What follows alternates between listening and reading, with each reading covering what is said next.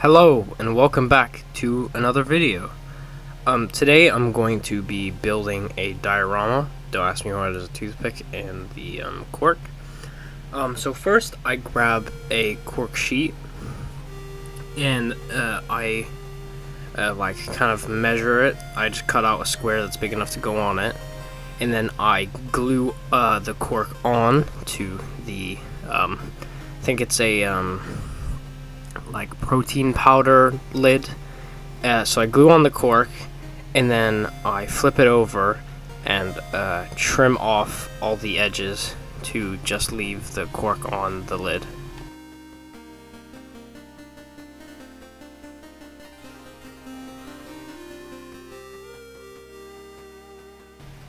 I then grabbed these pieces of like a board game called Coup.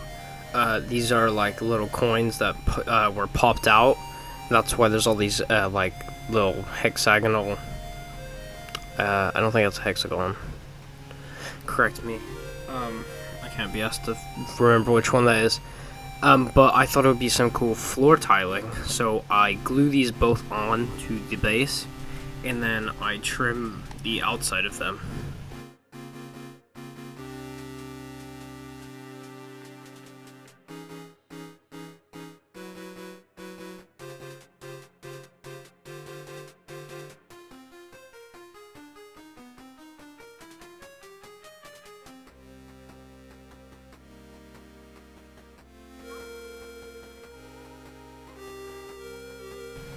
I then grabbed this random bottle that I found in my like junk drawer, and I tore it open to kind of look like as if something was bursting out, and I glue this onto the base because this is going to be like the kind of test tube that's in the middle of the room.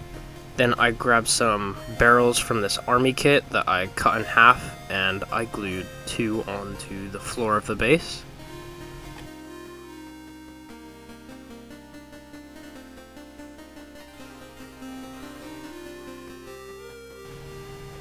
I then used some more hot glue to make it look like there's like liquids dripping out of the test tube and the barrels, as if they were like toxic barrels that have been spilt and there's stuff everywhere. If you've watched my turning my friend's Space Marines into Tyranid Marines, then you've probably seen these guys. These are extra ones I had that I decided to turn into these zombies, these zombie guys, and use for this diorama. So I also then have a extra like head here from a what are they called? Plague Marine? Yeah, Plague Marine kit, which I used for the head on this guy. And I used some green stuff to sculpt and try to like blend these all together to make them look more coherent. And with this guy I add a ton of tendrils of him like grabbing onto the side of the test tube as if he's trying to like crawl out of it, because I just, you know, wanted it to look that way. Yeah, so I also just again blend it in, and even blend it in onto the test tube as if it's some sort of like infection that's like moving and growing, trying to climb off. This guy I completely remove his legs and his bottom of his torso and reconnect them, so I can like have a certain range of motion in the waist in a sense.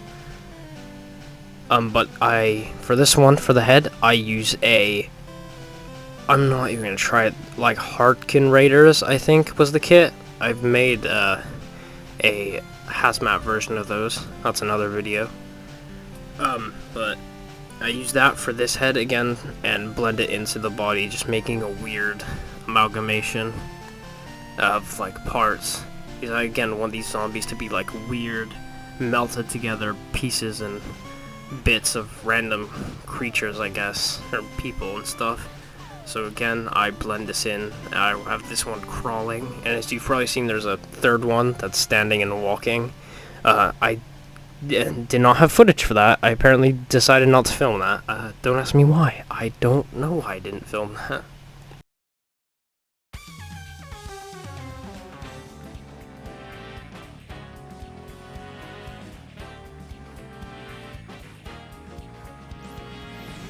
I then called this good, and primed the model. So when it came out black, ooh, they always look so good when they come out black. For the barrel and the test tube, I paint them all with a base coat of pink because I'm going to put a yellow on top, and as I've seen from the hazmat video, when layering up yellow on a pink, the yellow becomes a lot more vibrant, which I wanted a vibrant yellow at first. That changes and I do something to make it less vibrant, but we don't talk about that.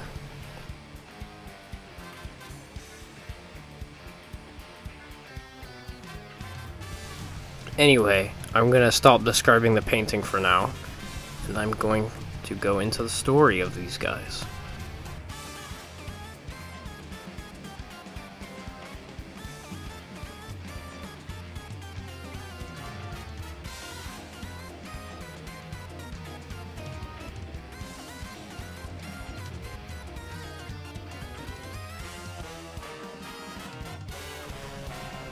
Deep in the bottom of the ocean lies an old, broken lab.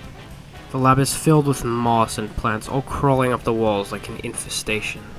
Then out of the dark, pink pulsating liquids pour from a large test tube. 3 rotting human-like creatures fall out, all crawling towards me, each one of them distorted in weird ways. I was sent to collect the lost research that was left behind in this facility, but now I'm questioning what truly was happening down here.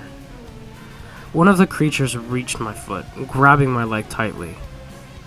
All it did was look up and open its mouth. It seemed like he was trying to speak, but all that came out was a groan. The creatures looked like they were in pain, all suffering for who knows how long. I walked away from the creature and collected a sample of the pink sludge that was all over the room. It was a strange substance, just glowing and pulsating in the small test tube. Then I left, sealed the door shut, so these things couldn't escape. Do I feel bad about this? Yes, but what more could I do?